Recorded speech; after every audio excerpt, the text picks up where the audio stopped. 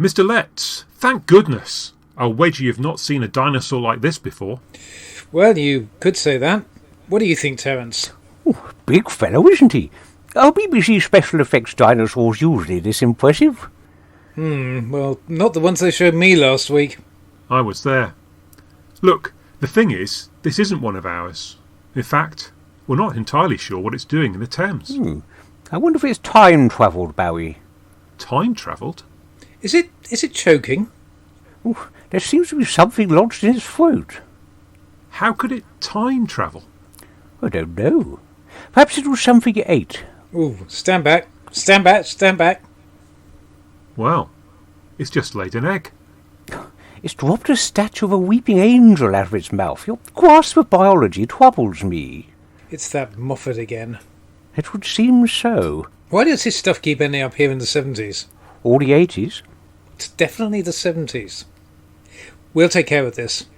But the worst we thought we'd have to deal with was rubber puppets. What if that thing goes on the rampage? Keep an eye on both of them. Don't blink. If all else fails, yell wibbly-wobbly timey-wimey at the top of your voice. And will that help? Not much, but it'll give you something to do. Terence, with me. What are we going to do, Bowie? Well, a CGI dinosaur from the future has landed slap bang in the middle of our filming location. I'm going to make sure Paddy Russell gets the cameras rolling while we've still got the chance.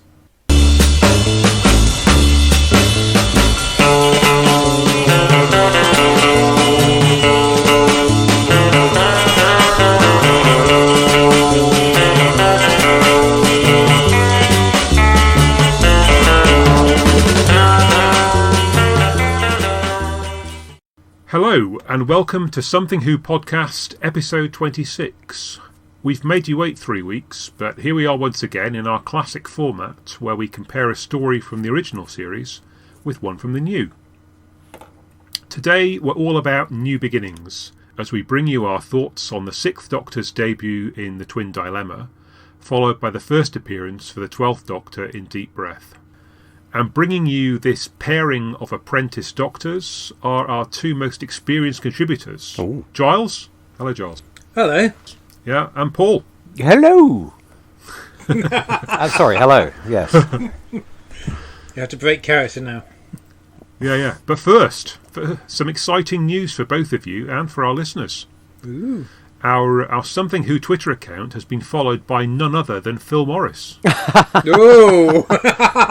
We've made it. Yeah, and rumour has it that he's been listening to all of our back catalogue from his underground bunker in Wigan. Right.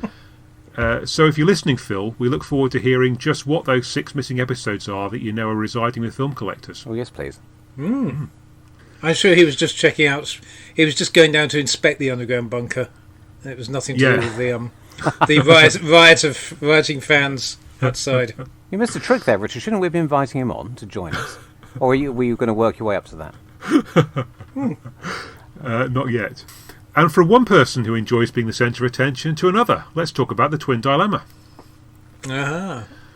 So, Twin Dilemma, last story of season 21, written by Anthony Stephen, whose main claim to fame, as far as I recall, was he was a regular writer on All Creatures Great and Small. Actually, he wrote a whole load of other things as well, but that's, I guess, how he met JNT, and presumably also Peter Moffat, the director on this as well. So, a triumvirate from All Creatures. Reforming. Right, that makes sense. Because I'm weird, he's mostly familiar to me from his work on the Lord Peter Wimsey adaptations in the 70s. Oh, right. Okay. Which are very good. But then Yes. again, he didn't have to come up with the ideas, did he? Dorothy L. Sayers did that. And she's a genius. Not that I'm saying Anthony Stephen wasn't. No. I mean, he wasn't, obviously. It's very odd that we're in a situation. Is this the only classic Who?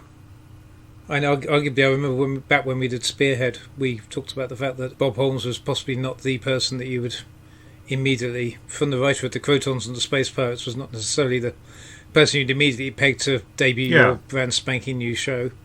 But generally, throughout the classic series, and even Pip and Jane Baker were a relatively safe pair of hands, and this is the only time, certainly the only time I think we get a one-shot writer writing the debut story.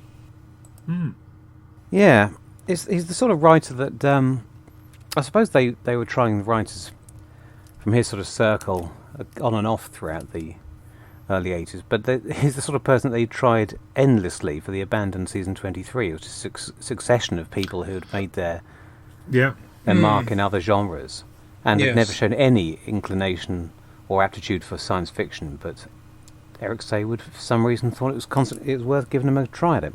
The Terence Dudleys of this world. Yeah, well, yeah.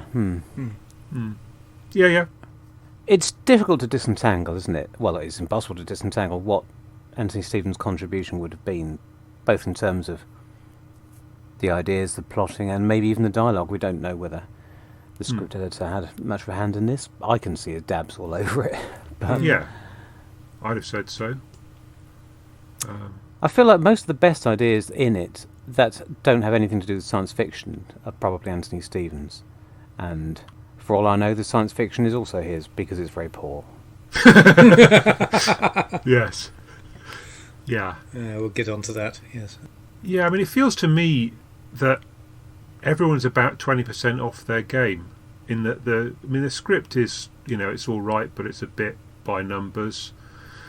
The actors, there's some good actors in it, but they don't seem to me to be particularly enthused by the script or the direction. The design is, it's a bit sparkly, space age, but not really very futuristic. The costumes are best not discussed. I don't know. It feels like if all of those things had been 20% better, it could have been a decent story, but it's just a little bit. Just falls a little bit short in every respect for me. Well, I wanted to ask what people's what our opinions were, and sort of our first encounters, and frankly, how long it had been since we watched it, and whether because I certainly came into this with a certain amount of dread. I don't mind. I don't mind admitting. Well, that's because we've all spent 35 years being told that it's one of the worst stories ever, and I suppose now it's easy to drift along with that assumption, isn't it? Yeah. We're not really encouraged to go back and check that. We just think, it was pretty bad, wasn't it? Yeah. But I don't know. I mean, I'm not saying it wasn't, but just to put it in perspective, I mean, us fans get very excited by the fact that it comes immediately after Caves of Androzani, one of the best stories ever, not just in that season or era. And we think, how could it possibly have this same programme produce both of these highs and lows? How could it plummet from the sublime to the ridiculous in such a dictionary definition of bathos? But I think I've also seen these two stories used by people trying to give a bit of perspective. Well, to the ordinary member of the public, they don't look that different. Caves of Androzani doesn't look like I, Claudius, and Twin Dilemma doesn't look like the Twin Dilemma. They just both look like a cheap science fiction program to ordinary people. So I thought it was worth raising that again, just because when I watched it, and I'm not answering your question yet, Giles, but I will. Watching it this time, which was I wouldn't like to say when I last watched it. It was the first time for a long time. And it's not good, but it's not, the odd moment is teeth clenchingly, toe curlingly execrable, but it's not consistently that much worse than most mediocre Doctor Who. Does that sound like damning by faint praise? Because it obviously is. I should just mention at this point, I'm still to this day, and I don't know how many times I've watched the whole thing, I'm still less familiar with episode 3 because I missed it at the time. Right. Something happened. If it had been a really good story, then the circumstances which caused me to miss it as a teenager would be imprinted on my soul. I can't actually remember why, because I didn't really care that much. But to this day, it still takes me by surprise, that episode.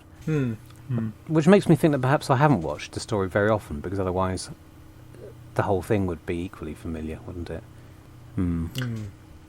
I think I've watched it twice, once in 1984 and once in 2020. Yeah. I doubt anyone will censor you for that. Yeah.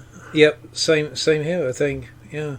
It's just so it's languished in my DVD box. Was it Was it how you remembered? How familiar did it seem to you? Because, I mean, the other three episodes that I have seen seemed quite familiar. So I must have gone back and watched it far more often than is psychologically explicable.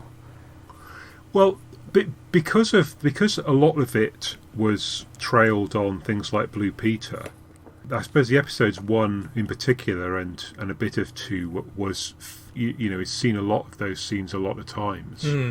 The end of it, I couldn't say I particularly remembered. I mean, the whole subplot with the eggs, I think, had passed me by. It didn't take me by surprise as such, but I didn't remember all of those things. I liked your the analysis of Caves and Twin Dilemma. I mean, I wrote something about that in my notes, in that I thought, I said, was Caves inevitably brilliant and Twin inevitably awful? And I don't think so. I mean, I think you've got Holmes, who's a better writer in this genre anyway, and has more experience. You've got a young and dynamic director in Caves who's determined to do things differently against Moffat, who isn't particularly. You've got in Sheriff Jack, you've got an identifiable and human villain, whereas poor old Edwin Richfield's just not given much of a chance behind that mask. And you've got a more heroic Doctor, which perhaps plays into our stereotypes. But arguably this is a more interesting story because the Doctor isn't being heroic. And as you say, the design aspect is kind of similar in both, but I suppose because they don't go for the spangly stuff, then Caves is marginally better. But it's if you it's small margins, isn't it? If you look at the quality of the sets, the set of the President, later Crowd Tim in his office, exactly, is no different in quality or even design aesthetic to most of the sets from Twin Dilemma. So you are watching the same thing. Yes, there is an actual wobbly set moment in Twin, though, isn't there? With the Doctor's fiddling around with some console, either in the base. Yeah, I think in the base on Titan 3, and he gets up to runs over to something. Oh, I think it's when Perry's pointing. He starts to crack the code, and then Perry finds the countdown timer thing that looks suspiciously like a wall safe, and the console that he gets up and walks away from visibly wobbles back and forth. Because Colin Baker has brought a new energy and physicality to the role, and nobody's told him yet. He hasn't learned from bitter experience that you can't do that. So, Richard, you were basically saying that this story was dealt a bad hand. All the NAF cards in one. I've lost my poker analogy, but I mean another thing is. Caves of Androsani had money. This one didn't. Famously, they ran out. It doesn't compare too unfavourably visually with other famously cheap stories. I mean, they didn't try and mount the entire thing against a blue screen background. Although maybe it would have been better if they had. I don't know. What about as a story then? Do you? Yes, as a story. Let's do it as a story first. I was going to talk about, we could have moved on to our main linking theme, i.e. Doctor debuts, because of course, as you say, we've in Caves you have a Doctor who's written deliberately to be reaching a peak of heroism, and here they're taking this by now familiar trope of the unstable, eccentric, newly regenerated Doctor and seeing how far they can push it. And for the first time, I would say, pushing it too far. It's not so much about. It's about the treatment. It's about how you do it. I don't think there are any hard and fast rules about how unrecognisable and out of character the Doctor can be, ever. Let alone in these specific moments when we expect that. But I just think it all depends how you do it. And these two stories, without getting ahead of ourselves, prove that. One of them is written by a genius. The other one is written by somebody. Well, the other one's written by Eric Sayward, isn't it? I'm assuming that most of the Doctor's dialogue has been gone over by the script editor because he is making sure that it's set. Well, I think it would be a bit eccentric to let the character of your new lead, who's going to be stuck with this character for the next 3 years or 7 years if he gets his way, to let that be determined by a visiting writer who's got no knowledge of the programme, no loyalty to it, no... Well, you wouldn't, would you? And it also sounds like Eric Sayward. So that's another thing that's lumbering it. I may as well sort of put my cards on the table here that I came out liking it a lot more than I thought, and my gut reaction is I thought the reason I have reservations about you saying it's Saywood is because I actually thought underneath the direction quite a lot of dialogue is actually quite funny, and the ideas and the actual back and forth and so on, it actually works when the Doctor's not having the absolute manic, or psychotic episodes. A lot of the rest of it is quite sparky dialogue. I felt, but it's then just directed so utterly flatly that it's. And if you see past if you kind of get past the direction to the script, it's not that bad. It's quite funny in places. Okay, I shall give my thoughts a second pass with more nuance. You're right. To me, it's clearly the work of two different writers. Where Anthony Stephen has been told the Doctor's has been told two things. He's behaving slightly manically, and also we're thinking this Doctor is going to be spiky, perhaps somebody who's ostentatiously displaying his learning, quotes things. He might have been given a shopping list of traits, and where he's been allowed to express those, it works quite well. But then that's all glued together, and yes, and in the first couple of episodes, that sort of stuff does work reasonably well. But then all of that is patched together with much more pedestrian attempts to do the same thing, which feels to me like the work of a different hand. And leaden sarcasm, I think, is where this Doctor fails.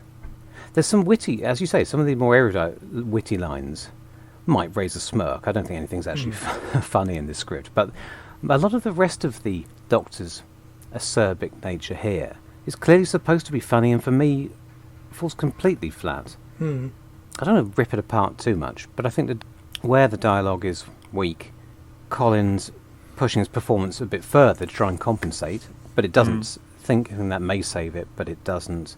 And then you've got Perry, who's had a winometer turned up to 13 which is where it will stay for the whole of the next season. That doesn't help. And yes, that plus in the weaker sections, it's just very by rote. The Doctor is alien and unpredictable and spiky here equals he's physically violent. He's prone to meaningless sarcasm and rebuttal. And basically just at its worst, like at the very end of the story, states what his character is supposed to be to us in a tell rather than don't show way. Perry, I'm an alien. I don't have your. Why would I behave like a human? Why? This is what's been written on the back of a napkin by J&T in the bar when they've been having thoughts on what the new Doctor's character should be. And just to sum up, I suppose, what I think about the Sixth Doctor, I think it's the acerbic, sardonic side, which tips over into aggression far too much. It seems to be a result of a sort of chain of people at each level, slightly misunderstanding what the person who instructed them was getting at, and possibly implementing it with a lack of enthusiasm. J&T presumably came up with this idea because he met Colin Baker at a party and was impressed by his acerbic wit. Well, if you just pushed Colin Baker onto the set and let him be Colin Baker as the Doctor, then that acerbic wit would have been very warm and amusing, and would have all loved the Sixth Doctor immediately. But Eric Saywood seems to have had a combination of disinterest in this idea and lack of understanding of quite what was being asked, and has fed that down to his writers, and it just twists it into something that's almost the opposite of entertainment for me. And Paul Colin is left being asked to play this character, which was supposed to be tailored as a good fit for him, and really it's another 30 years before 20 years before he gets a chance to play that version, the true Sixth Doctor, when Big Finish and their band of fan fiction writers somehow know better than all of these professionals. That's my opinion. Yeah, I mean, so I think it's unfortunate, in particular, they play up the kind of violent and sexist elements I mean, I'm not sure this is a deliberate choice, but I mean, the strangling thing looks horrible in the modern day, but frankly, the whole attitude of the Doctor towards Perry is lamentable, really, as well. I mean, that's rather more typically 80s. But yeah, it's not just that you're not warming to the Doctor; it's actually, repellent some of the behaviour that's being enshrined, and it's not. Whilst on the one hand you could say, well, if that's just in the manic moments, that's one thing, but it's kind of laced through it. But that's really only one aspect of it. But that did strike me as being, particularly problematic, when we're reviewing it now. Yeah. Yes. Not to mention the fact that the strangulation scene is followed almost immediately by elderly nonce kidnapping a couple of young teenage boys. Yes. And this is the year before they did the Jim will fix it tie-in. Now then. Yeah. And it turns out that actually only one of the twins has a speech impediment. The other one is perfectly capable. Do you know, I still didn't spot that. It's not Womulus and Weemus, it's Womulus and Remus, I think. Oh, so, Lord. yeah, I mean, I actually think that the twins... One thing I'd never spotted before is that the twins' dialogue is very funny. From the very first scene, they're interesting characters. They're like a lot of real twins, I gather. They live in their own little world and have their own shared view, the rest of the world and them. But then also being geniuses and possibly slightly on the spectrum. It's nicely written dialogue. And I don't think that they're appalling, that they're very flat performances, flat, untrained performances, entirely ruin it. For a long time, I think they were considered the one thing that people hated about this story. Goodness me, what are we expecting from child actors? I don't know. I mean, they're barely in it as well. I can still hear the wit in their dialogue shining through. Well, I mean, in those first few scenes, I think they're as characters, as the combination of dialogue and performance, they come over better than their father, whatever his name is. Yes. Whose dull lines are rather overplayed by what's his name? Usually very reliable. But him, yes. The trouble is he's got a rotten costume and he's got a very small part. So I think he's just having a bad time, really. It's Chinnery. It's Chinnery, isn't it? Oh yes, Dennis Chinnery. Dennis of the Chinnery, yes. Well, so what do we all think is the best thing? That I like Maurice Denham. He gives the best performance.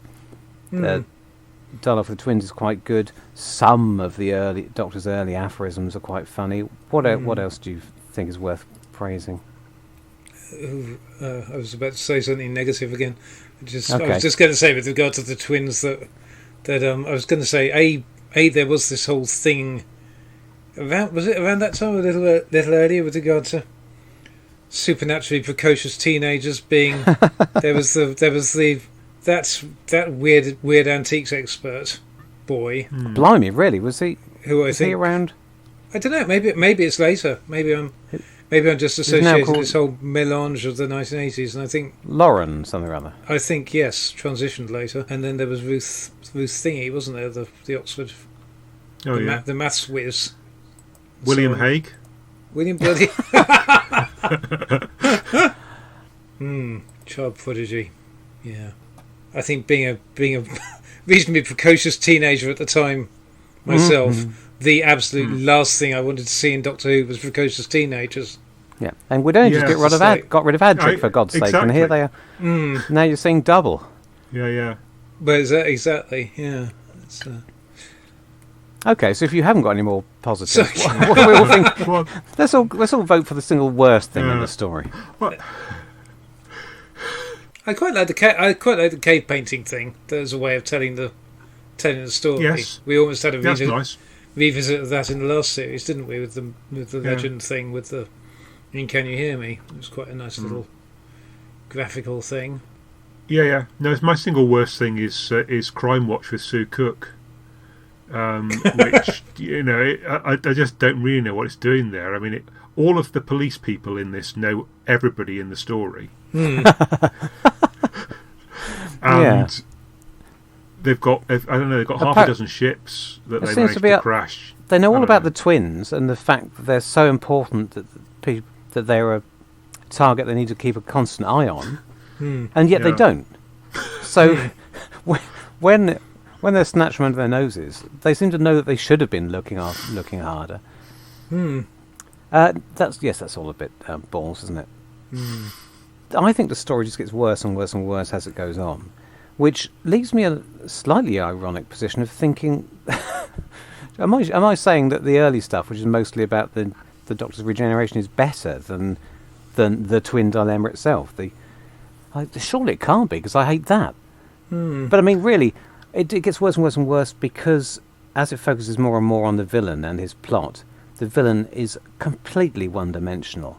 He's appallingly badly written. This is where I think people like Anthony Stephen need to be told, don't just write for your preconceptions of what a cheesy potboiler like Doctor Who usually is. Make it your own. Find your own way into doing Doctor Who. Don't just write a ranting, arm-waving giant slug. Write something with some intelligence and some perspective. But no, we don't. So the more and more it concentrates on Mestor. And if it looked like Jabba the Hutt or something, who knows, maybe that's what Anthony Stephen was thinking. But it's just tragic, isn't it, what we actually get? Bloody hell. It's funny, that was something where that's a case of the memory cheating, as JNT would say, because my recollection of it was the Gigondans looking utterly crap and Mestor being quite impressive. And really? In my... And coming How back old were you? I don't know. No, but like I say, I haven't seen it since transmission, and now it's slightly flipped on its head. That I think, okay, the Gigondans aren't too embarrassing as a make-up job. I've always thought most people thought they were one of the better. Yes, I now agree with that. Yeah, and Mestor is utterly. It's also part of why the whole thing's a bit of a mess. There's lots of ideas stuffed in here. And it's one of those stories where, for me, they don't gel. There could be an interesting story in how this strange setup is. We have Mestor, the giant slug, ruling the Gicondans, the bird people. Yeah. Who used to be who were previously ruled by Asmael, who is a humanoid, and also has to be a Time Lord for the purposes of this story because he has to understand time travel, and thus be an old friend of the Doctor's because it's Eric Saywood. So nothing. So the universe has to be very, very small. And so and why there's two ways of writing that. And then they go on to hand over the leadership to Kevin McNally by the looks of it. Yeah. So they're obviously not very good at ruling themselves, apparently. Well, if that showed in their character, then that could have been an interesting strand. But really, it's half-baked, isn't it? We've got all these potentially interesting ideas thrown in the pot and given just half a stir, which is why they come out undercooked. I hate... Why do I talk in metaphors so often? I'm terrible at it. I said about the ending of it that Kevin McNally's character becomes Hugo Boss, but you've just got to wonder, is it just the British imperial viewpoint that says that you've got to have a proper ruler for a bunch of indigenous types? I don't know. I mean, it could be something to do with that. Ooh, that definitely. Now you've said that. That's definitely there, isn't it? You're not reaching there. I know you're a bit of a, you're very political and a right social justice warrior, and you're looking for. Oh dear. I mean, what's his name again? Hugo, right? Again, his character is mostly useless. He doesn't really need to be there. And it's almost like they're working backwards. I can't tell if they're working backwards from, he replaces Asmael or Edgeworth. Again, what character with two names? Is that an interesting twist, or is that just unnecessarily confusing? Yes. But no, are they working backwards from the fact that he needs to do that at the end, so he has to... But it's because of that you get whole episodes of where we keep coming back to the TARDIS, watching him walking around talking to himself, which is an absolute waste of time and energy. It's almost as pointless as H.G. Wells in Time Lash, except without the appalling plot device of him later writing a novel based on his experiences. I was going to say, I can't remember at the time whether I wondered whether they were just trying to subtly, or subtly. There's nothing subtle about this story. Whether they were trying to sneakily introduce another companion at the end of the. When you watch this now, well, when I watch it now, that appears to be the way it's going. Everything about the way he's introduced and the way he's kept around. So yeah, mate, we'd have heard about that if there was ever any possibility that was. I think we would have, but it certainly reminds me a bit of Harry. And you'd only have to change his last scene, like with Jamie and Samantha Briggs and so many other examples over. And Nyssa. Oh no, they didn't change her last scene, did they? They just brought her back the next week. Yeah. Oh, be fair, they gave her a week off. Oh dear. The Palace Laboratory, I think it's in the mould of the security kitchen, really, isn't it? It feels like it doesn't really belong. Particularly the fact that Mestas left his eggs where everyone can get at them. Although, I mean, there are an awful lot of them. So you've got this room, and then suddenly beyond it is a massive, great underground bunker with all these eggs in. So I'm not quite sure how the geography of that works or the topography. And we've got an asteroid that's in a quarry and a planet that's also in a quarry. So we've got two different quarries. That's quite nice. Sorry, I thought you were. I didn't think you were going to steer that towards being a positive.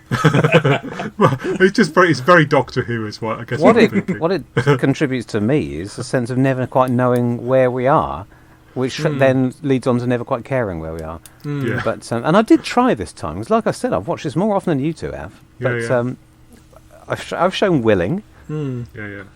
I was hoping that Asmel was going to say something on the lines of all the bases and all the asteroids in all the galaxy, you have to come into mine. But you know, it didn't. So I suppose one way to solve the mystery of who wrote what would be if any of us had recently read the novelisation by Eric Sayward. I don't know if he volunteered to do it because he was particularly close to the material, or because Anthony Stephen didn't want to. Why didn't Terence Dicks do it? Anyway, do we know why he ended up writing it? Do you remember at the time everyone said how amazing it was, that it was just like Douglas Adams? It was a brilliant, sparkling comic prose. Do you remember that? God. No. For that one? No. Well, it wasn't true. I remember that being slapped around with slip bag. Whatever. It was thrown around as comparisons. I think Eric believed, maybe Eric believed that his own hype, because he's applied the same approach to Resurrection of the Daleks, which is not really a story that improves when you pretend you're P.G. Wodehouse.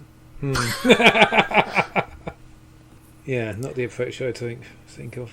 And the thing that jarred for me, and there were many jarring things in this story, but as you say, I think it's kind of middle of the road mediocre Who most of the time.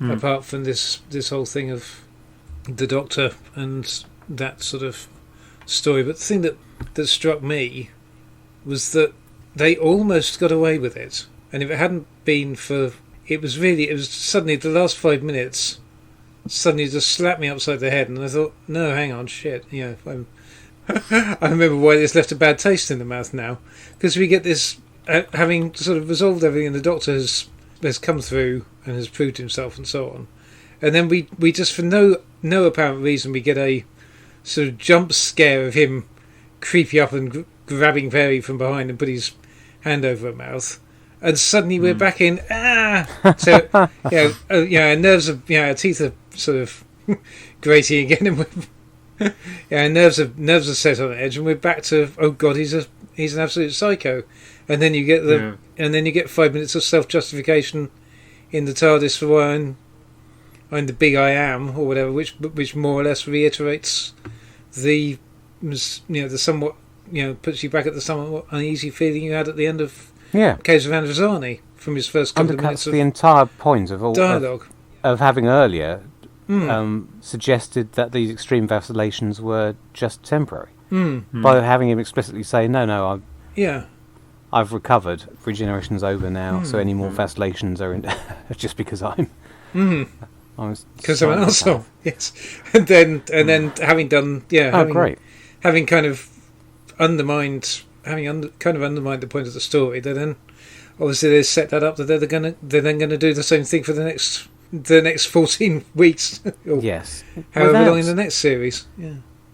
Without getting into the much bigger debate of whether the Doctor's a pacifist and to what extent he should ever take proactive physical action, I don't really like seeing him deliberately pick up acid bombs and hide them behind his back during the confrontation with the villain. He should be walking into his confrontation with the villain armed with his wits, not hiding grenades behind his back. I mean, that just sums up everything's wrong with it to me. Yeah.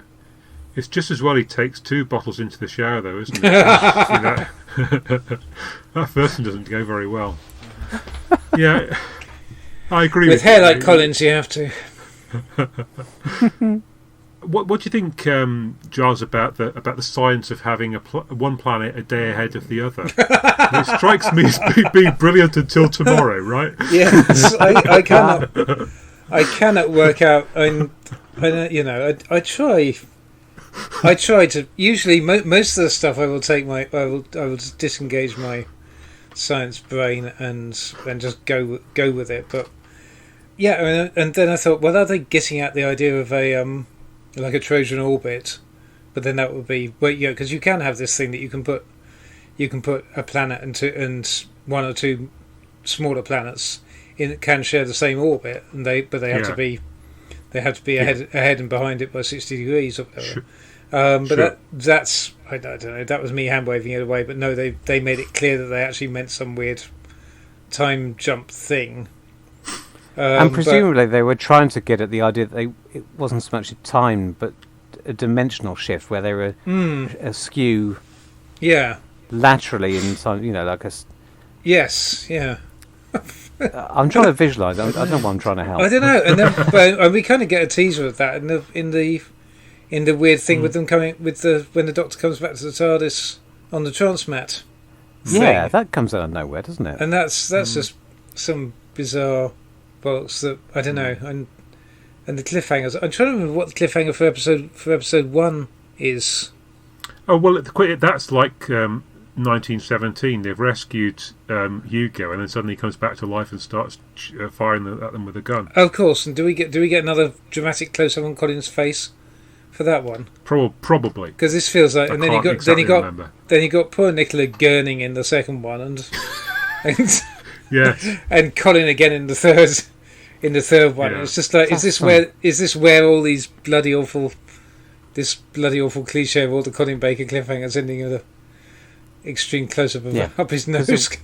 It works so well here. Yeah, well, exactly. You just think, where the hell? I wonder where this bizarre subplot gag of everyone wearing distasteful costumes comes from. Yes, does it creep in at the writing stage because they know that the Doctor's going to be wearing a distasteful costume and they're going to have to highlight this? So then they specify that Perry and Hugo Boss should also be wearing. It's one of the only gags that, I won't say it works, but as a recurring joke, at least I can see it shaped like a joke, unlike most of the dialogue itself. On the subject of science stuff, the thing that absolutely, I just thought, no, sorry, and my science brain kicked in, and I just thought, no, that's really irritating. Well, the 2 things that really irritate me, a when I know that there's a really good hand wavy bit of pseudo, you could have something that sounds science-ish, and that they throw away the opportunity to do that, and so you end up with bollocks. Or in this case, where they deliberately dress something up, to sound like a scientific theory, and in this case, I could only put it down to them utterly misunderstanding it, because the whole thing with the whole business with the smaller planets decaying their orbits because they're in the same. So basically, they've got Newton's law, second law, or Newton's universal gravitation, completely wrong. That it doesn't matter what size the planet is. No, it's still going to be in a stable orbit if you put it there. So. Yes, exactly. Otherwise, the Earth would plunge into the Sun because it's nearer than Jupiter. It's a prime example of a allegedly scientific setup for the motor of the villain's plan, which works for nobody because real scientists will realise it's nonsense, and for ordinary members of the public, it's far too complicated. Yes, and unsatisfying dramatically. So that should have had a red pen through it the moment it came out of somebody's mouth. I wonder why it didn't. Um, Possibly because the script editor was writing it. Well, yeah. I think it would have been better even under CHB. He would have... Yes. Who was actually quite good at seeing the dramatic potential in big scientific ideas. Oh, much like his absolutely. predecessor, Douglas Adams. Yes. I'm just saying that in case he's listening. Who, Douglas or CHB? Yes. Well, either. So to add to all of the indignities that are placed on Nicola Bryant, she also then ends up as Perry having the giant slug creature saying, "I find her pleasing." So he actually is a cut price Sharis Jet. Well and truly the start of the Sixth Doctor's era, because all these strange things that are going to be cropping up week after week after week in season 22 come in this one story, which is very interesting for something that looks thrown together. And I mean, I remember it actually must have had some thought put into it, or they sat back and looked at it in that gap between seasons and thought, you know, there's some great ideas in here. We should mind this. We just keep repeating these for this. Which does also... I remember at the time, as a whatever-year-old, thinking that the title sequence, where they add these, to make it look like a bold new era, they add these sparkly lights. And I thought, even at the time, I thought, that's so half-hearted. They must have done that at the last minute. And it's just a one-off, because that couldn't possibly be designed to be permanent. And I was astonished when it came back the next year, looking with no improvement whatsoever. And I feel like it's the same with almost everything. That's innovated, in inverted commas, in this story. It's just tasteful. Good Lord. I'm sorry, I'm reading this. This is... I hate to say this is doing wiki research along the line, but I am trying to untease things. It says here, at least one aspect of Stephen's original script features the Gioconda and the gastropod has been dropped totally early in the 4th episode without resolution to the plot, with the final battle taking place in another dimension against a being called Aslan, who was controlling Mestor all along. Oh my giddy aunt. You see, this is what makes me despair. If he was writing for any other program in any other genre, he wouldn't abandon the principles of dramatic structure like that, would he? But he thinks because it's science fiction, the normal principles of cause and effect and don't apply here, and you can just the wackier the better. Yeah. So I think that is summing up for me everything that's wrong with using these sorts of writers. Yeah, it never happened with Mrs. Pumphrey and a little dog in All Creatures, I'll say that. Tricky Woo was actually a... That's it. Being from another dimension. Aslan. Sorry, did you say Aslan? Yes, but with a Z apparently. Of course it was with a Z. Of course it was with a Z. And how often have we seen this? And I'm not going to think of any examples now, but so often when you see these stories that come through, either mostly rejected, but sometimes unfortunately making it to the screen from non-science fiction writers, they borrow ideas from anything they've ever been in contact with. It's remotely fantastical. They just, I'll have that, please, trying desperate to latch onto something. Can we move on? Yeah, I mean, I still feel, I mean, there have been some pretty terrible plots that reasonable stories have been built around. But yeah, I mean, I think in the end, there's just not quite enough of anything to make this something I'm going to watch, inside another 36 years. But it was all right. It certainly wasn't the worst thing I've ever watched. What's that? Oh, put you on the spot there. It just made me think, the most recent thing we've watched that it reminded me of in a very vague way was The Invisible Enemy, which is another, not particularly well thought of, cheap looking story. But I just thought the Twin Dilemma lacked any of the spark of The Invisible Enemy, and it's not a story which is known for having too many sparks to spare. So if you're comparing it, but it's got less action and less invention than even a run-of-the-mill, over-ambitious Baker and Martin script. I think it's the lack of action and the. There comes a time when you're desperate for just somebody to run up and down a corridor just to make a change from this endless pontificating. There's too much verbiage to too little effect. It's definitely a stage play. Yeah.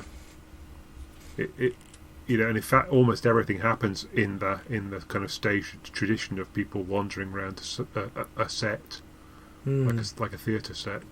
Yes. What I just want to know is, what about the woman in police control on Earth who's clearly got a thing about Hugo, and he's presumably oblivious to her? Or oh no! Yeah, she's been stuck abandoned. with those bird creatures for the rest of his life. Yeah. Was there an earlier draft of the plot where it was all about them? Do your researchers tell you? Was there an earlier draft where the woman who says, "May my bones rot," leaps into a spaceship and comes and saves the day? I'd have loved to have seen that one. She was great. She could have had an even worse outfit than the other three. And they could have brought that gag back for one last triumphant turn.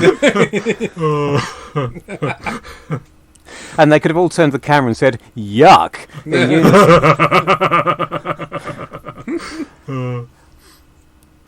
I need to stop talking about this story because it's sending me slightly doolally. I think what you need to do, Paul, is take a deep breath. Oh, I see what you did there. You've been practicing, haven't you? Maybe we all need to do that. Yeah. Well, why on earth are we comparing these two? What have they got in common, Richard?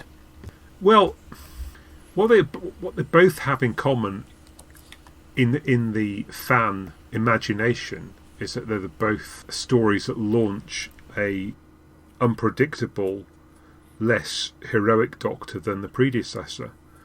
But interestingly, Deep Breath in that regard isn't quite what I was expecting, because it turns out that the stuff that I remember about Capaldi's first series that made him particularly unattractive, the character of the 12th Doctor, most of it isn't actually in this story. This sort of bizarre anti-military bit, the nasty calling the perfectly nice teacher PE.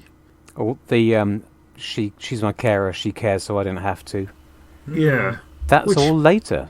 It is. And what you get here is actually not so different from, say, Tom Baker's first story. It's not quite as appealing as that, and there are one or two moments when like when Clara finds herself alone in the underground area. But yeah, it's not what I was expecting. It is a little bit more muted in that regard. But yeah, I discover it's 6 years since this was broadcast, which is longer ago than I thought it was. We've had 5 series in those 6 years. That's not bad going for modern Doctor Who, isn't it? Good point. Yes. When you say that this comparison is what the fan imagination sees as a similarity, it was my comparison. Yeah. And when you said it, I thought, yeah, you're absolutely right. Yep. So it was mine too. Yeah, no, I agree. I had much the same reaction. So I was even more surprised than you were, because I was expecting to find that it was the same thing, but just done much better the second time around. And to a certain extent, I still think that. To the extent that it is trying something similar, it is done much, much, much better. I could go on. What I hadn't remembered is how oddly structured it is. I mean, it's almost like half an hour of a little chamber piece about the Doctor's friends' varying reactions to his new persona, and his own counterpoint with his own confusion about what's happened to him. Yeah. Immediately followed by a traditional 45-minute Doctor Who story. It's really close to that. I was watching I was looking at the clock as I was going. The very fact that I was looking at the clock was possibly indicative of my reaction to this, which is that, unlike Twin Dilemma, where I came out thinking, okay, it's not as bad as I remembered it, I found this worse than. Yeah, it didn't push a lot of buttons for me, I have to say. But yeah, in that regard, it's just like it's 30. It is exactly. It's like 15 minutes in. We get to see the the faceless, no, it's the half-faced man or whatever he's called. But it's just for one scene. For one scene, and then it's 30 minutes in. There's some mention of spontaneous combustion, and finally some peep of a plot showing up. I'd like to know, and maybe we should have researched it. I mean, I'd like to know how deliberate that was on the writer's part. I was thinking, as I was watching it this time, I'd have put that later. Could you? No. I was thinking, could you have put that later? Could you have spread this stuff throughout? And of course, it's not like it completely disappears, and the second half of the story is just the Doctor's found himself and everyone else is happy with him. Yeah, it is still, of course, threaded through. But could it have been blended a bit more smoothly? I mean, are you implying, Giles, that it might literally have been written that way? That Moffat might have had an idea for a traditional one-episode storyline and then bolted this new stuff from the beginning? Because if he had to write it in a hurry, that could well have happened. Because you're often up against it with the deadline. Moffat writing things in a hurry just never happened. No, honestly, I'm not. Oh, you weren't. I'm only. I wasn't. Well, no, and you wonder whether it started off as a structure, and this was back in the era when the BBC did seem to be somewhat randomly saying, "Oh, go on, have another 15 minutes, have another half hour, whatever," and possibly. And this one had a cinema release, didn't it? I think we touched on that, didn't we? On when we were comparing with Day of the Doctor. Day of the Doctor. Yeah, and of course it's got a film director, doing it, hasn't it, Ben Wheatley? So I do vaguely wonder whether it was once a much more compact story, and this was the way that he did it. But he would have approached it differently anyway, because he'd already done a Doctor debut, but on that occasion he was relaunching the programme with a new companion as well, so it had to be structured. I think that forced him to write it in a slightly more organised way. I actually thought it was better than I remembered. And I think my main problems, the reason I remember it as not being particularly successful is because I saw it in a cinema. I assumed that it had been put into cinemas because it was worth being in a cinema. I just assumed. I didn't think the BBC would be daft enough to just think that anything over a certain arbitrary length was automatically a film and deserved people to spend 15 quid or whatever it was to go and see it. And I just remember, I didn't personally feel cheated, but I just remember the atmosphere in the cinema where I saw it, I think it was Leicester Square, was rather muted all the way through and afterwards, and compared to the extraordinary rapturous delivery of Day of the Doctor, I just came out feeling like everyone thought, well, it was all right, but it wasn't really a film, was it? It was all right, but it wasn't really worth all that special attention and kids getting dressed up. And that's rather coloured my memories of it. But with hindsight, I think it's just the structure that hobbles it. And it is directed extraordinarily well. It does look filmy. On that level, if nothing else, it's not out of place in the Odeon Leicester Square. Which other stories did Ben Wheatley do? This and Into the Dalek, I think. Oh, right. I think this was... Really? This was double... Yeah, this was his block. He definitely did Into the Dalek because it's got Michael Smiley in it. No, it was nice to see somebody who actually knows how to position and move a camera for a change. I mean, it's all very well talking about these new anamorphic lenses, but you need more than just hardware to make something look cinematic. And when you have a really practiced director, it does show, even now. Yeah. And also, I had forgotten that it was a kind of sequel to Girl in the Fireplace. I don't know how I'd forgotten that, because that's one of my favourite stories ever. Perhaps I forgot because it's a bit... Oh, right, is it? Okay. Yeah, I had the same experience. I made a note going, we seem to be rehashing Moffat's... we seem to be rehashing Girl in the Fireplace, and then I made a note saying, that's deliberate. Okay. Yeah, about 10 minutes later I thought, it's not a coincidence. Well, it just feels to me that what it shares with Twin Dilemma is a kind of slightly reckless attitude towards science and, a plot that doesn't bear too much examination. I mean, the concepts, I think, are interesting enough, but I don't think that they... the harvesting of organs from these creatures...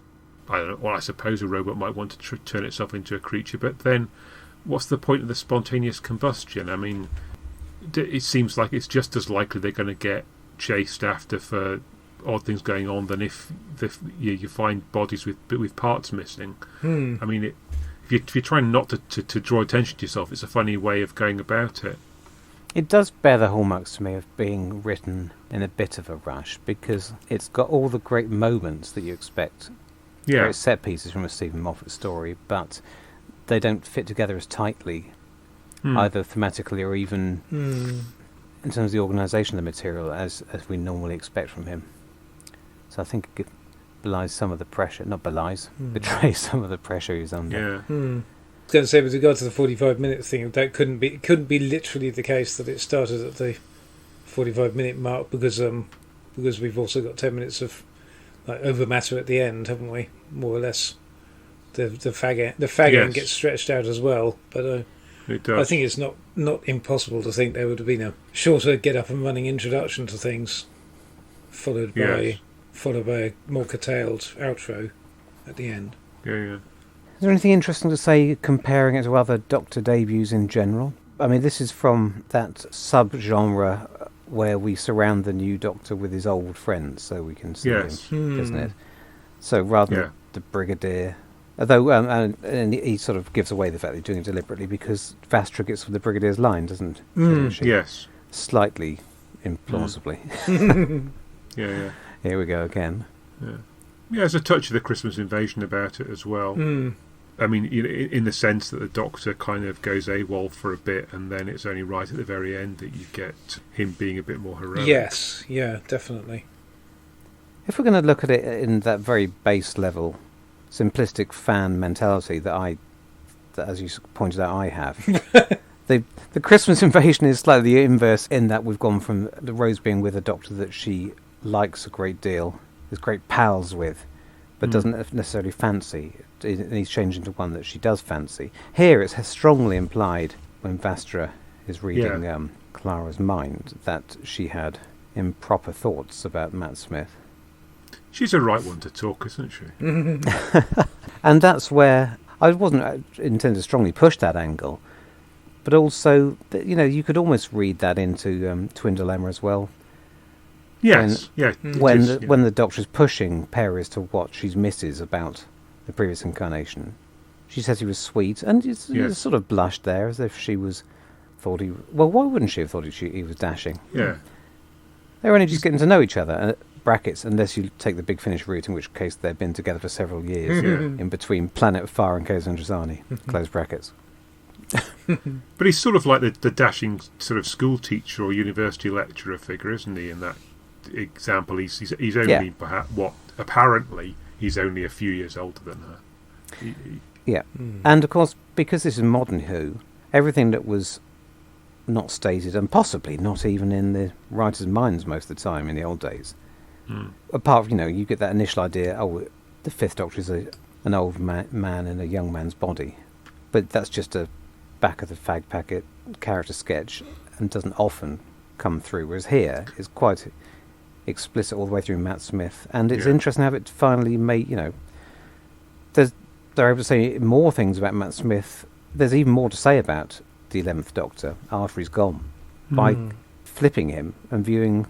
So, and I just do like the interaction that first half an hour between all these intersecting, opposing perspectives, and I do find it clever the way Vastra gets Clara to confront why she's really troubled about this and deal with her own prejudices, and it is clever and dramatic and dramatic in its own way. But should it necessarily be at the beginning? Yeah.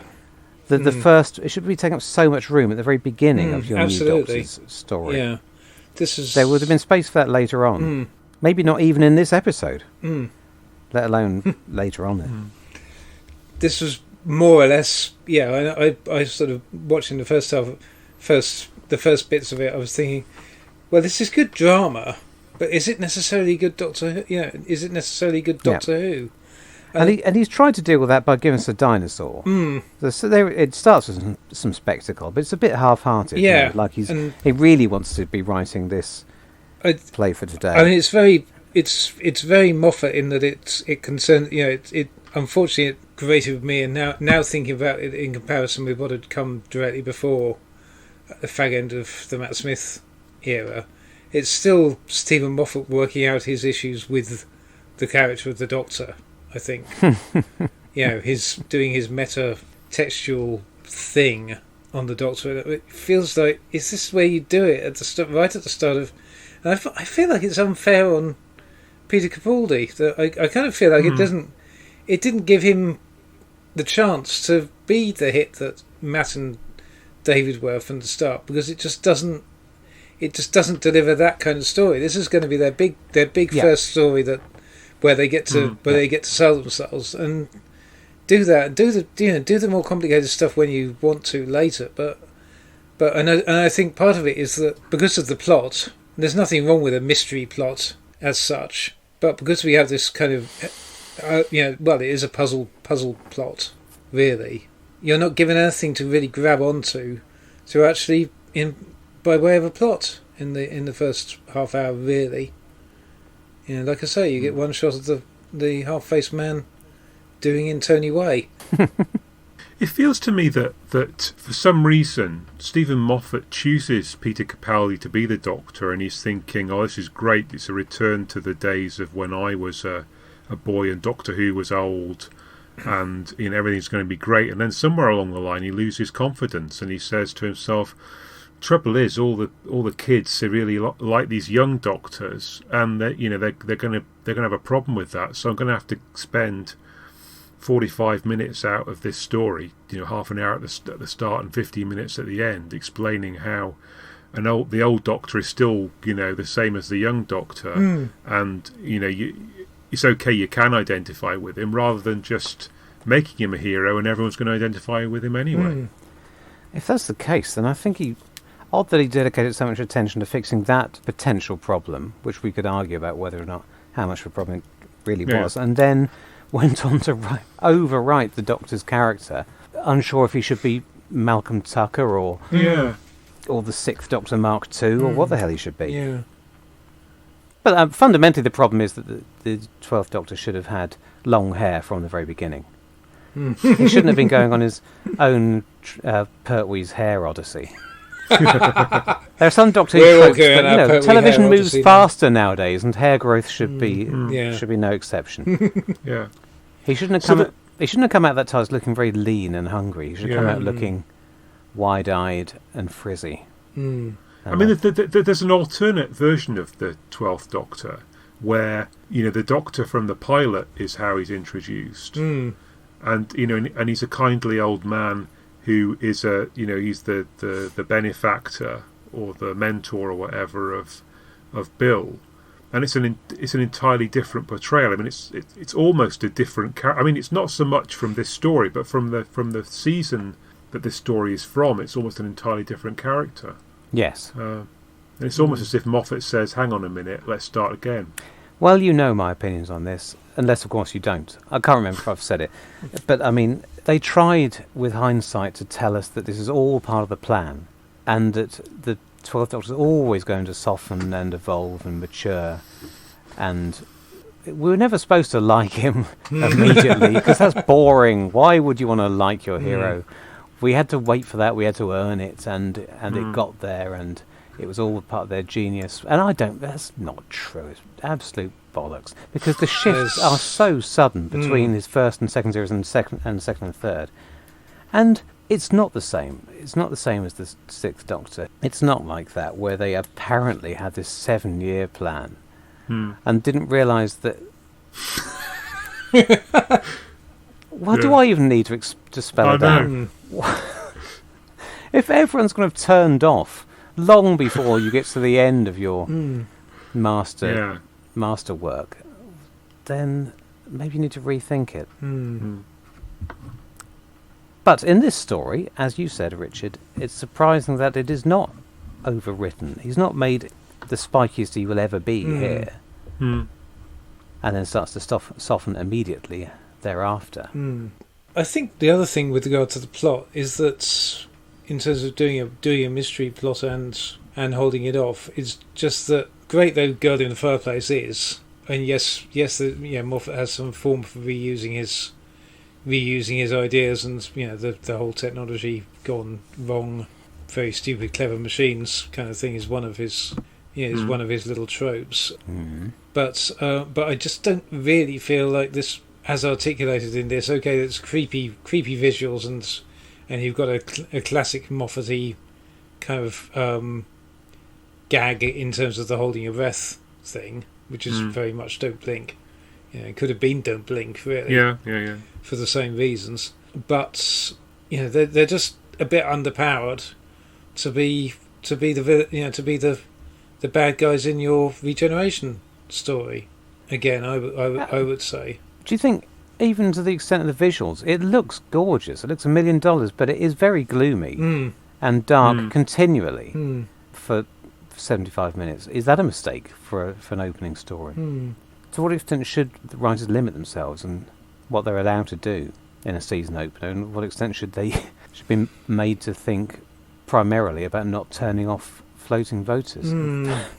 Well, discuss. Discuss. No, indeed. not you three. I'm talking to our listeners. They can discuss it among themselves. Yeah. Don't write in. Well, it's tricky when you're Stephen Moffat arguably had more of a responsibility to the rest of the season than Andy Stephen did from that point of view. In terms of he's the showrunner. Yes. So I've got another conundrum for you. My first is in what? No. So in this one, you get modern Clara Victorianing up, and so why is it that we get awfully upset when people appropriate other cultures of their time, around the world? But if they go back to a historic place, it's perfectly okay to get dressed up as if you were, a member of that. The past is a foreign country as much as the foreign country is a foreign country. It's not real. It's present tense privilege. Oh, very good. It is. Yeah. It is present tense privilege. Yeah. I'm sorry. Is that my second stab at that this episode? I'm terribly sorry, but it just struck me as being interesting that there's no hint of anyone. Everyone just expects, oh, we're going back in time. We'll dress up and pretend we're of that era. But and of course, people are people. They don't change just because you're in a different era. Very rarely do it when they go into the future. Exactly. Quick, everyone into spangly leotards.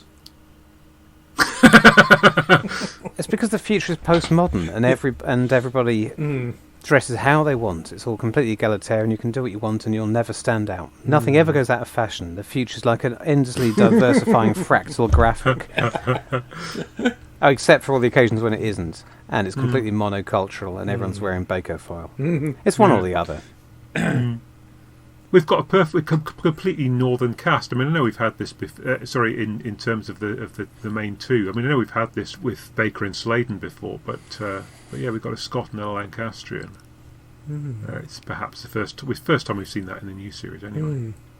I'm not sure there's anything to say on that.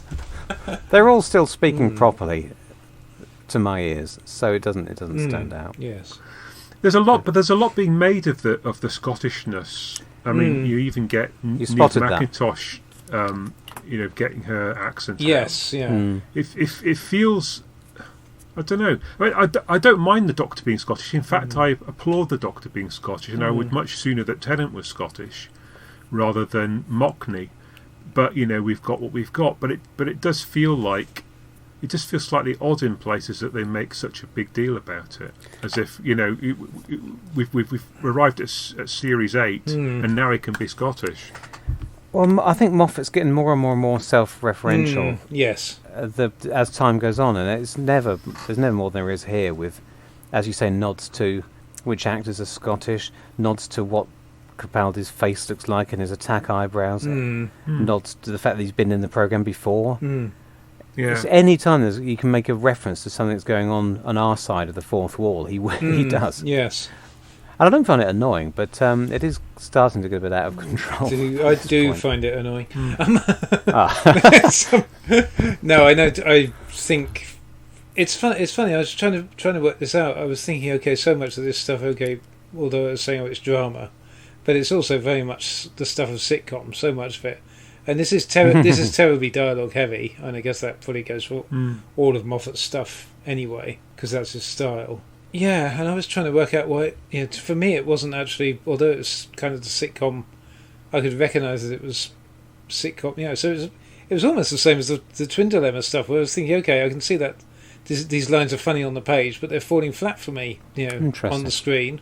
And I don't know why, because as you say, it's not like Ben Wheatley's a shabby director, and he's clearly a cut above. From the Department of Damning with Faint Praise, he's clearly a cut above Peter Moffat.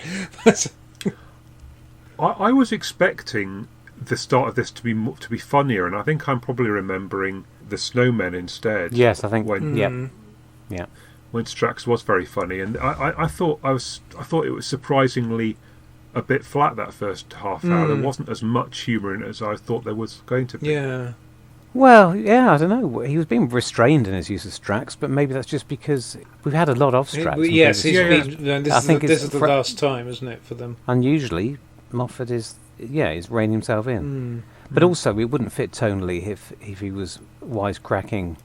I mean, he doesn't say anything for quite a while, does he? He's just, in the first few scenes, he's just standing around, being part of the furniture. So yes, I think he's being restrained tonally there. And also, he's met Clara so many times before. We've done most of the gags that you can get. True. I think the only new one here is that take your hat off. It's my hair. So I'm just laughing at his suggestion that when the Doctor finally returns, and they melt him with acid because it's very silly. I got into trouble. I didn't get into trouble, but I mean I've written for the Paternoster gang. And I was told, I shouldn't be admitting this in public because my critics will think that I actually care what they say, and I don't, of course. No writers read criticism for a start, and they certainly never take it on board. They certainly never get hurt or wounded. They certainly never carry reviews of their work around their pockets for 50 years like Eric Morecambe. But, if I were to break that basic writer's rule, and... somebody told me that I'd got Strax wrong because I made him too silly, and he was never stupid. Of course he is. You could rationalise why he says these things. What kind of stupidity it is. Is it full-on Baldric stupidity? Is it a culture clash stupidity? But no, he says things that are completely and utterly nonsensical. Yes. Why does he want to kill the Doctor in acid? Because it'll be funny. Because it'll be a funny line at that point in this script. And that's all you have to remember when you're writing for Strax. So you out there... I'm not daft either. I know. Strax is not there to make profound social commentary. He's there to make jokes in his little potato-headed way. The other thing that seems apparent to me is that Moffat is quite sexist in a way that RTD isn't, or at least he's kind of he's maybe playing to his own proclivities at times anyway. It's all a bit You've been very familiar with it. Well, and we've met him, but I'm surprised to hear you psychoanalyzing him to this extent. Go on, Richard. What makes you think this? Well, I don't know. I mean, so you've got this, apparently. I mean, it's a lizard and a woman, but it's apparently a lesbian thing. But it's not. But it's a rather salacious lesbian thing, and I don't know. It just feels like although there's a lizard, there's a lot of male gaze going on. I don't know. Do you mean from? Do you mean from Vastra to Jenny? So or from us watching them? I think a bit of each. Right. And then there's also, the joke about Clara. Oh, you're wearing a coat. Take your coat off. No, these are my clothes. Oh, I'm going to take it off anyway. I don't know. I mean, it's a funny line, but I don't know. Maybe I'm just being oversensitive, but it just feels like it's there. I know what you mean. This is from the man who bought us Lesbian Spank Inferno. This is the phrase that it's having its cake and eating it. I think in that regard, he's writing Sparky female characters, but at the same time, let's have Jenny posing, quite blatantly, quite blatantly for the enjoyment of the male part of the audience and Vastra, but we can get away with it because it's a lesbian lizard menage. Yeah.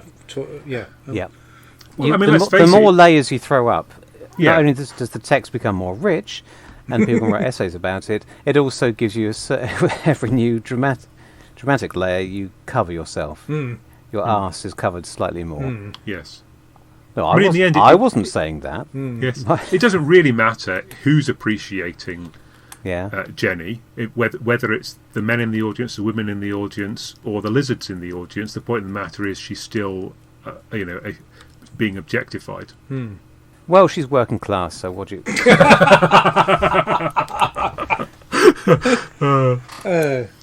So Giles, does it bother you that the T-Rex is at least a factor of 10 too big, or do you just get past that?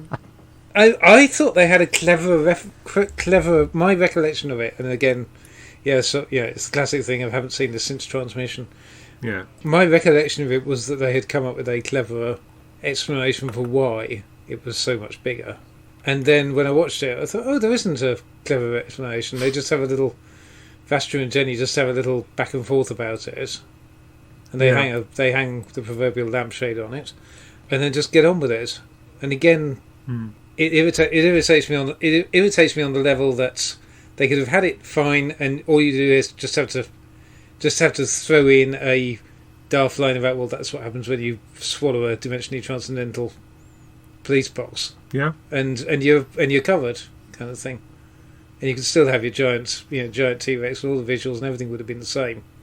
So it irritates me on that slight level that you could easily throw some throw a moderately funny pseudoscience-y line at that and cover yourself and just get away with it. But it doesn't bother me that much. It doesn't bother me as much as the thing in the Twin Dilemma where it claims to be, where it's clearly the writer's gone, oh yeah, here's a good bit of science and has completely missed the point of it.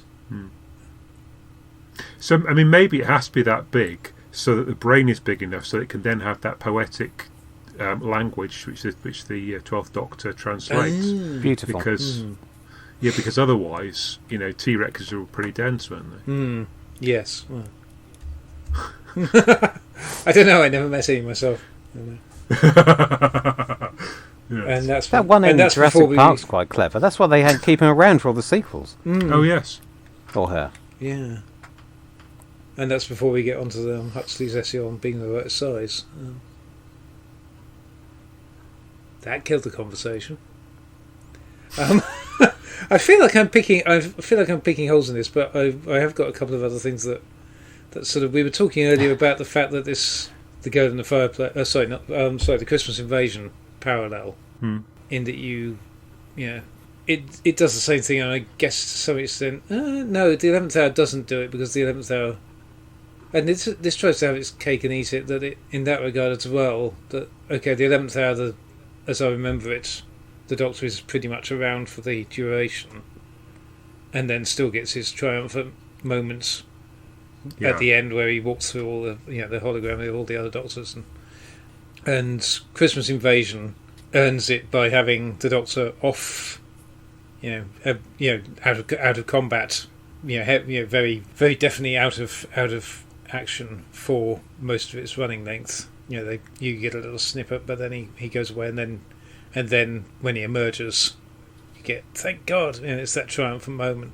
And in this one, it feels like, it wants to do it, but it also wants to have Capaldi on screen as much as it's doing it, but it's trying to, because it's got that moment 53 minutes in, again, me looking at the clock, where the Doctor grabs Clara's hand after the breath holding thing, and the music swells, and you've had a 5 minutes quite effective fake out of he's left her, but before that you haven't really earned the return of the Doctor by having him off screen for that long, and I don't really feel you've necessarily earned it in terms of him being completely out of character in the scenes before. That you've had the stuff in the restaurant, which is a bit of figuring out stuff and so on. So yeah, and it feels a bit unearned, and B, it's almost immediately undermined because you get that the music swells, and the next line is a gag, which is the thing about the thing about who sent the invitation, and the half-faced man says, "Well, it wasn't me," and that sort of immediately undercuts what should be the swelling moment of triumph. Yay, it's the Doctor, in favour of having a gag, and then you have the Paternosters turning up about a minute later, with similarly undermining everything in favour of having a gag or two thrown into it. I don't know, just the way I was finding it a little bit. And I appreciate there's not always a way. I'm banging on about this, aren't I? There are many ways of doing Doctor Who, and I'm not the final arbiter on what works and what doesn't. But this personally didn't work for me in favour of possibly going down the more obvious route, and I kind of felt that it would have been nice for Capaldi to have had that triumphant moment and might have sealed him in the hearts of the general public rather more than perhaps ultimately he was. Yeah, I don't disagree. And another thing, no, and another thing genuinely, yes. which is the denouement, or the last 5 minutes and the phone call from Matt, and I personally I think that is horribly misjudged. I think that is just I think that's a real betrayal of your new actor to do that. I think that's really it's a bit of a dick move to do that because Clara is meant to be our audience identification point, and we should, if you're gonna do this thing of working through all the trust issues and so on and so forth, don't just cop out at the end by having by getting the old Doctor back to say no, it's all right really, and then you move on. We should no. So I think what you're saying is you hate this so much you prefer the one with the giant slugs and the bollocks science. Because at least it wasn't written by Stephen Moffat with his Scottish obsession. So I'm conflating both of your perspectives here. And Davo didn't turn up at the end.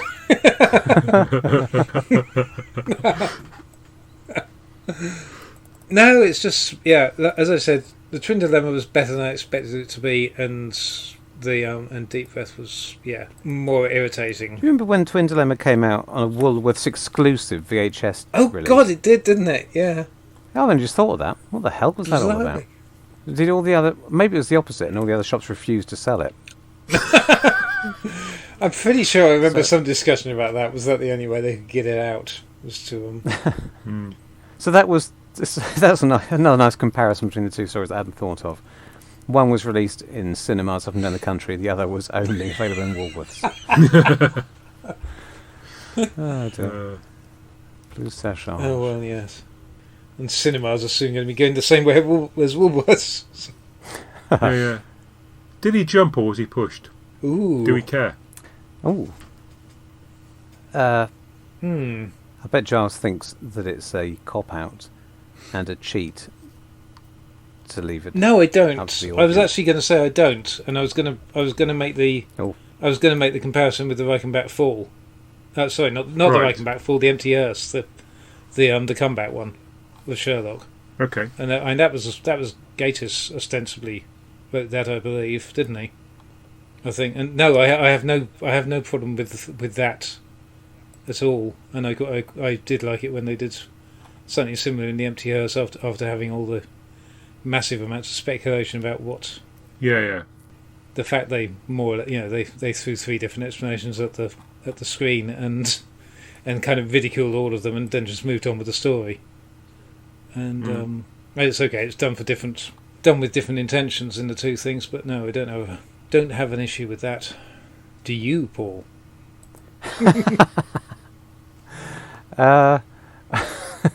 Not really. I've run out of things to say. Sorry. You're not getting money's worth out of me this week. Hang on, are they paying you?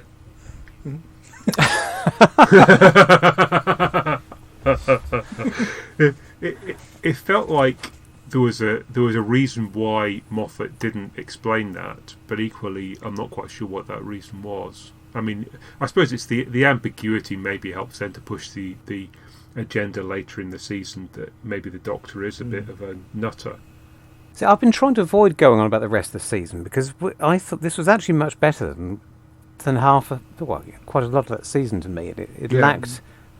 I'd forgotten that. I'd tarred it with the same brush, and that's why I think I was pleasantly surprised. Do we don't actually get the "Am I a good man" line? Isn't actually in this episode? Is no, it? exactly. No. Which it bloody well which shouldn't again be. is which again surprised me that I was fully expecting that to come up. We do have a get Missy, so that was clearly in that's the works great. Yes, this early on. Yeah, even if. Yeah, I mean she's absolutely potty from the start, and I mean I was nervous about what that plot line was going to be about, but I was perfectly happy with the way it was resolved. It's quite. I mean, it's one of the nicer arcs, I think. In that at least you haven't got the faintest idea what's going on, but it does keep you wondering for a few weeks. True. Well, we're not reviewing the entire season here. I mean, personally, No. I love Michelle Gomez and I love Missy, but I certainly have misgivings about the final two-parter in terms of the actual. God, I'm not trying to. But, don't remind us. If we're going to. I'm not trying to be a hypocrite in terms of not lumping Deep Breathing with the rest of the season, because I think it would drag it down in my expectations. Whereas with Twin Dilemma, I was perfectly happy to lump it in with season 22 rather than season 21, where which is belongs. actually part of. Yes. Because stylistically, for whatever reason, it's far more linked with what came after. And yet, in both, there you go. What a hypocrite. Well, I suppose if we're trying to draw parallels there, perhaps we could say that in the same way that Capaldi isn't doing all the things that we thought he was going to be doing this one, neither does Colin push anyone into an acid bath in Twin Dilemma. This is true. It does try and throw some... And then make Austin Powers sub James Bond jokes afterwards. So I can't remember what he actually says. My mind immediately went to Frying Tonight, which is Carol screaming. So I think I'd have preferred that. Okay, so have we come to the point now where we've lost the will to live, more or less? Mind what we're ever going to get out of these ones. I definitely have. Yeah. I need to go and take a cold acid bath. Yeah. Giles, do you have anything else you wanted to say to us? No. I think I've exhausted most of my notes. And this whole farrago came about because you spotted that we hadn't done a Sixth Doctor story yet, didn't it? Yeah. I think that was how we ended up here, and we have now. Yes. But we shouldn't leave it forever before we do them again. But I think possibly I'd like to edge towards one of the ones that I'm actually like. Makes me less want to be violently ill. Yeah. Okay. Well, that's the interesting thing about this podcast. I mean, I hope it's an interesting thing that occasionally it pushes us out of our comfort zone and we end up watching something that we wouldn't have. Oh crikey! Yes. Pulled off the shelf under normal circumstances. So, I think to some extent, and our audience can be a judge for this, but it feels like we've had a more interesting conversation about these two stories that we struggled with than maybe two nailed on classics that we could just have said, oh yeah, I like that, oh that was rather good. So I don't know. And also equally, if they're interesting, and I'll let the listeners be the judge of that, but if they're interesting reasons why we don't like them, rather than just because they're a bit crap. I mean, if something's brilliant, you don't want to sit here for an hour saying, "Oh, brilliant, wasn't it? Did you see that bit where that thing happened? It was brilliant." And equally, if something just leaves you cold, there's nothing to say. But here, our listeners may well disagree if there are anything left, but I have enjoyed trying to get to grips with with the nuts and bolts of why things might not have worked and what on earth people thought they were doing. Let's get Eric on and talk to him. Let's get Eric and Moffat on. I'm sure they'll get on like a house afire. Yeah. Either that or the house will be on fire at the end of it. And I'll interview them both doing my Terrence Dicks impression.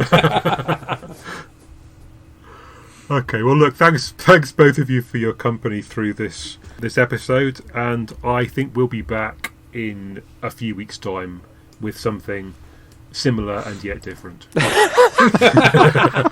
You can't say fairer than that. Goodbye. Bye, everyone. Cheerio.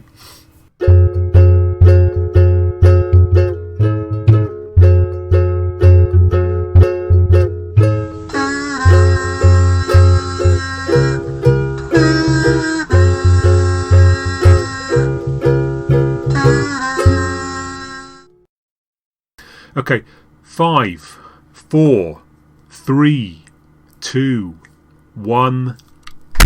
Thunderbirds, I'll go!